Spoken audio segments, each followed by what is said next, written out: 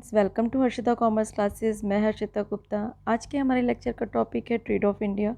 ये trade off India के 40 most important MCQs है जो कि यूनिट 4 से रिलेटेड है। चलिए अपने यूनिट को स्टार्ट करते हैं। यूनिट 4 से रिलेटेड मैं ऑलरेडी एक वीडियो डाल चुकी हूँ, तो जिन्होंने नहीं देखा है वो उसको देखें। वो 50 एमसीक्यूज़ का डाला है ताकि आपकी यूनिट 4 भी अच्छे से प्रिपेयर हो जाए। एंड इससे पहले स्टूडेंट्स, मैं यूनिट 1, यूनिट 2 एंड यूनिट 3 के लेक्चर वीडियोज़ डाल चुकी हूँ। अगर आप लोगों ने ये वीडियोस नहीं देखी तो प्लीज़ आप हमारी प्लेलिस्ट में जाइए। उसमें ट्रेड ऑफ इंडिया के नाम से एक पूरी प्लेलिस्ट बनी हुई है।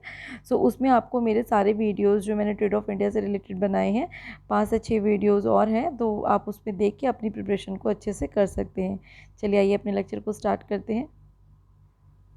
ओके चलिए, हमारा फर्स्ट एमसीक्यू है कि where the headquarter of WTO. Headquarter WTO का कहाँ पर है? जिनेवा। याद रखिएगा, ये इंपॉर्टेंट एमसीक्यू आ सकता है। हेडक्वार्टर जिनेवा में है डब्ल्यूटीओ का। डब्ल्यूटीओ मतलब world trade organisation.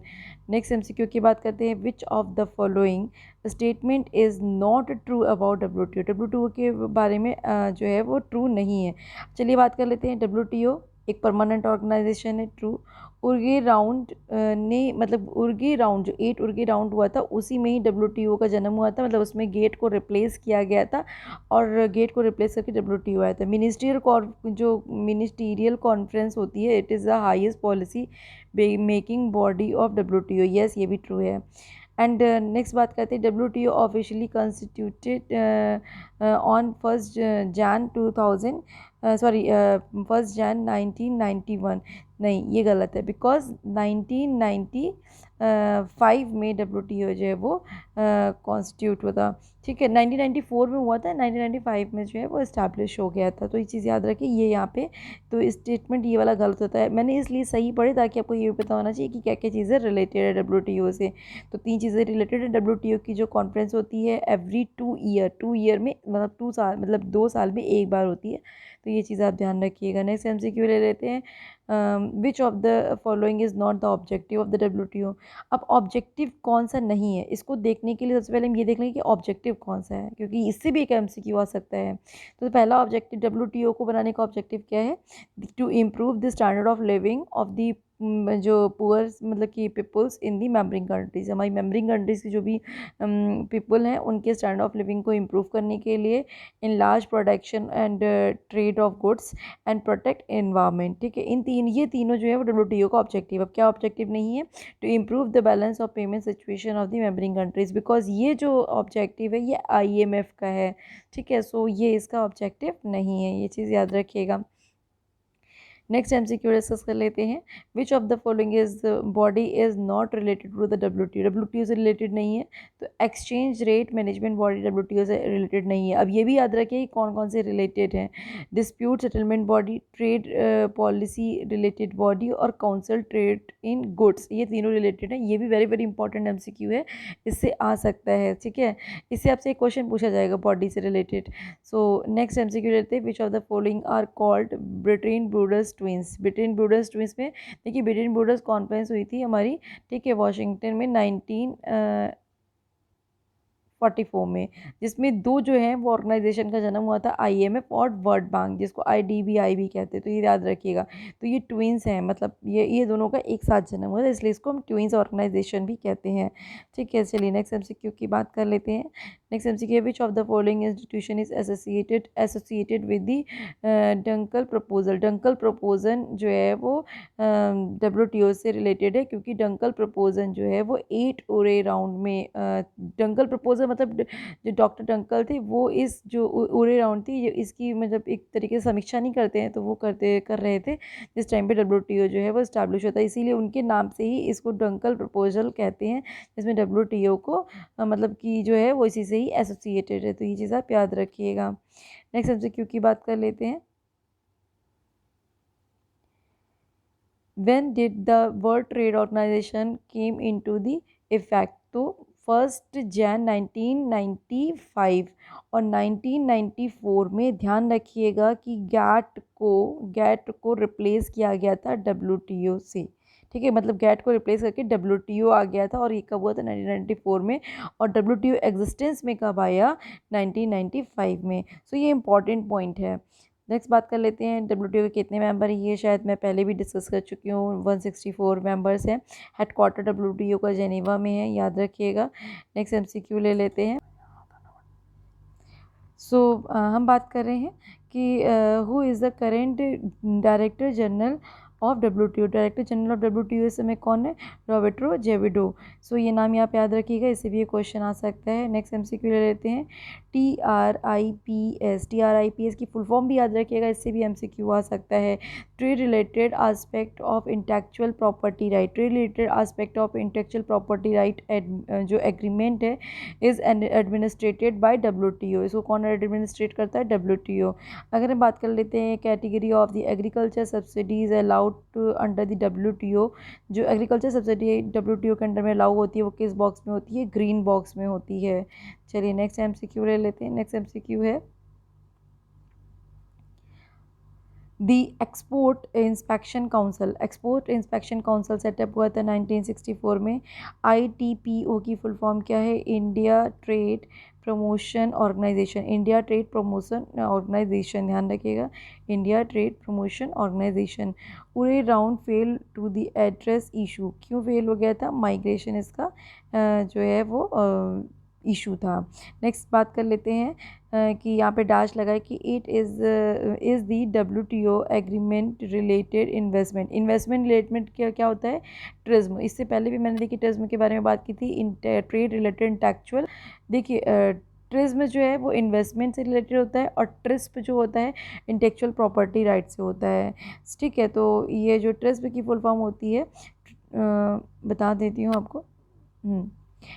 Trade related investment measurement. ठीक है, ट्रेड रिलेटेड इन्वेस्टमेंट मेजरमेंट, ध्यान रखिएगा, ये होती है। तो इसीलिए ये इन्वेस्टमेंट मेजरमेंट से रिलेटेड होता है। नेक्स्ट एमसीक्यू ले लेते हैं। तो नेक्स्ट एमसीक्यू हमारा TRIPS। ये भी मैं पहले भी बता चुकी हूँ, trade related intellectual property right. First conference की अगर हम बात करें कि अनकान की फ़र्स्ट कॉन्फ्रेंस कहाँ हुई थी? जिनेवा में। ठीक है, सो याद रखिएगा ये चीज़। फिर बात कर देते हैं protect the name and identify the mark of the product and company. अगर कोई कंपनी का प्रोडक्ट और कंपनी का जो नेम होता है वो प्रोटेक्ट की जाती है, आइडेंटिफाई की जाती है, तो ट्रेडमार्क से उसके। ठीक है, नेक्स्ट एमसीक्यू की बात करते हैं। नेक्स्ट एमसीक्यू है the main objective of WTO. So objective WTO का क्या है? Facilitating multilateral. मल्टीलेटरल जब दो कंट्री के बीच में अगर ट्रेड होता है तो वो बायलेटरल होता है, बट दो से ज़्यादा कंट्री के बीच में ट्रेड हो तो वो मल्टीलेटरल होता है। तो facilitating multilateral relation of the member countries and reviewing the trade policy. ये जो है वो डब्ल्यूटीओ का मेन फंक्शन है। नेक्स्ट एमसीक्यू की बात कर लेते हैं। डब्ल्यूटीओ वाज वॉन out of the negotiation which is round of. ये तो मैं पहले ही बता चुकी हूँ कि एक उरे राउंड याद रखिएगा, ये 8th राउंड था जिसमें डब्ल्यूटीओ मतलब जो गैट को रिप्लेस करके डब्ल्यूटीओ आया था। अनकान कब इस्टेब्लिश हुआ था? 1964 जिनेवा में। ठीक है, ये ध्यान रखिएगा। Most favourite Nations clause of the WTO is based on the principle of. जो मोस्ट फेवरेट नेशंस हैं उनका जो प्रिंसिपल है वो क्या है? Non discrimination between nation. Non discrimination between मतलब कि ये जो कंट्रीज़ के बीच में भेदभाव नहीं करता है। ठीक है, नेक्स्ट एमसीक्यू ले लेते हैं कि trade related aspect of the intellectual property right agreement is administered by WTO. ये भी मैं पहले भी डिस्कस कर चुकी हूँ। ठीक है, तो ये ध्यान रखिएगा क्योंकि ये इंपॉर्टेंट एमसीक्यू है। एंड चलिए नेक्स्ट एमसीक्यू ले लेते हैं। Includes net earning on export minus payment. अगर एक्सपोर्ट में से पेमेंट जो भी इंपोर्ट के हैं वो माइनस कर दें, नेट अर्निंग ऑफ एक्सपोर्ट में से अगर पेमेंट ऑफ इंपोर्ट माइनस कर दे तो क्या जाएगा? Balance of trade. फिर बात कर लेते हैं is monetary device use to correcting the unfavourable balance of payment. उसको क्या कहेंगे? टैरिफ कहेंगे। Disequilibrium in the balance of payment due to the factor of changing culture, taste, fashion, population growth categorise as social factor. ये सारे कैसे factors हैं? Social factor हैं। Next बात कर लेते हैं fall in the price of the commodities. Deflation. Deflation ही होता है ना जिसमें जो कमोडिटी के प्राइस होते हैं वो गिरने लगते हैं, ध्यान रखिएगा। नेक्स्ट एमसीक्यू की बात कर लेते हैं। The difference between the line of the nation visible export and import. ध्यान रखिएगा, the difference between line of nation visible import और एक्सपोर्ट, अगर विजिबल इम्पोर्ट और एक्सपोर्ट, ठीक है, ध्यान रखिएगा। द बैलेंस ऑफ पेमेंट, तो वो क्या होता है, बैलेंस ऑफ ट्रेड, ठीक है। सो बैलेंस ऑफ पेमेंट होता है, बैलेंस ऑफ ट्रेड होता है, या फिर करंट अकाउंट होता है, कैपिटल अकाउंट होता है। ये सॉरी, ये ऑप्शन नीचे ही है, इसको यहाँ पे रख लीजिए। सो अगर बात करें कि विजिबल जो डिफरेंस होता है बैलेंस एक्सपोर्ट और इंपोर्ट के बीच में, तो वो बैलेंस ऑफ ट्रेड होता है। नेक्स्ट एमसीक्यू की बात कर लेते हैं। यहाँ पे ईयर पूछा गया है कि was India is a trade surplus, किस ईयर में इंडिया को ट्रेड सरप्लस हुआ था। सरप्लस का मतलब जब ये जो है वो एक्सपोर्ट ज़्यादा था इंडिया का और इम्पोर्ट कम था, तो 71 से 72 के बीच में इंडिया जो था वो ट्रेड सरप्लस था। नेक्स्ट एमसीक्यू ले लेते हैं। बीओपी मतलब balance of payment disequilibrium cause on the account of trade cycle depend upon different phases of the trade, like prosperity phase, depression phase, boom phase और recession phase is called, उसको क्या कहते हैं, cycling distribution, sorry cycling disequilibrium. Cycling disequilibrium के बारे में मैंने अभी आपको, अगर आपने मेरे वीडियोस देखे होंगे तो मैंने applied statistic, applied and business statistic में भी पढ़ाया है टाइम सीरीज में कि साइक्लिंग जो होता है, साइक्लिकल क्या होता है। साइक्लिकल का मतलब होता है वूम बूस्ट, मैंने आपको पढ़ाया था, जिसमें क्या होता है, प्रॉस्पेरिटी होती है एंड फिर डिप्रेशन होता है, वूम होता है, फिर क्या होता है, बढ़ता है, फिर रिग्रेशन होता है और फिर रिकवरी होती है, जिसको साइक्लिकल जो है वो डिसइक्विलिब्रियम कहते हैं, ठीक है स्टूडेंट्स। नेक्स्ट बात कर लेते हैं balance of payment of a country. Balance of payment में क्या क्या चीज़ें इंक्लूड होती हैं, तो बैलेंस ऑफ ट्रेड इंक्लूड होता है and capital receipt and payment include होता है, सेविंग एंड इन्वेस्टमेंट इंक्लूड नहीं होता, तो आप ये चीज़ याद रखिएगा। नेक्स्ट एमसीक्यू ले लेते हैं। Ministerial conference is held in every 2 year, ये वेरी वेरी इंपॉर्टेंट इससे आ सकता है।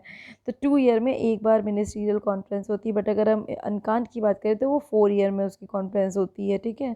सो बैलेंस ऑफ जो ट्रेड होता है is said to be when the total export of the goods of a country exceed the total import. अगर export जो है वो एक्सीड कर जाए इंपोर्ट से, तो फेवर में होगा कि अनफेवर में होगा, तो ऑब्वियसली फेवर में होगा। अनफेवर में क्या होगा, जब इंपोर्ट जो है हमारा जब इंपोर्ट एक्सीड कर जाए, अगर इंपोर्ट एक्सीड कर जाए एक्सपोर्ट से, तो वो अनफेवर में होगा। इक्विलिब्रियम कब होगा, जब इंपोर्ट और एक्सपोर्ट दोनों एक दूसरे के बराबर होगा, ठीक है, तो ये चीज़ याद रखिएगा।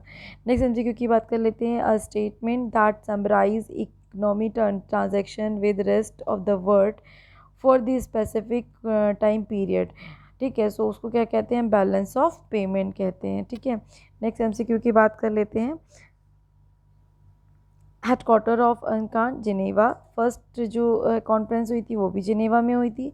अगर बात कर लेते हैं कि जो अनकान की जो कॉन्फ्रेंस जो है वो 14 कॉन्फ्रेंस कहाँ हुई थी, वो केनिया में हुई थी, ठीक है। और अनकान की जो कॉन्फ्रेंस होती है वो 4 साल में एक बार होती है, आपको याद रखना है। सो इस वीडियो के साथ में मेरा जो यूनिट 4 है वो मैंने आज ख़त्म कर दिया है, एंड यूनिट 1 2 3 4 मैंने सारे एमसीक्यूज़ आपसे डिस्कस किए हैं। आप लोग जाके मेरे प्लेलिस्ट में चेक कर सकते हैं और अपने इस पेपर को अच्छे से प्रिपेयर कर सकते हैं। एंड ऑल द बेस्ट, आपका पेपर बहुत अच्छा हो। प्लीज़ आप लोग पेपर के बाद रिव्यू ज़रूर कीजिएगा, मुझे बहुत अच्छा लगा था आपके फर्स्ट पेपर के बाद आपने रिव्यू किया था।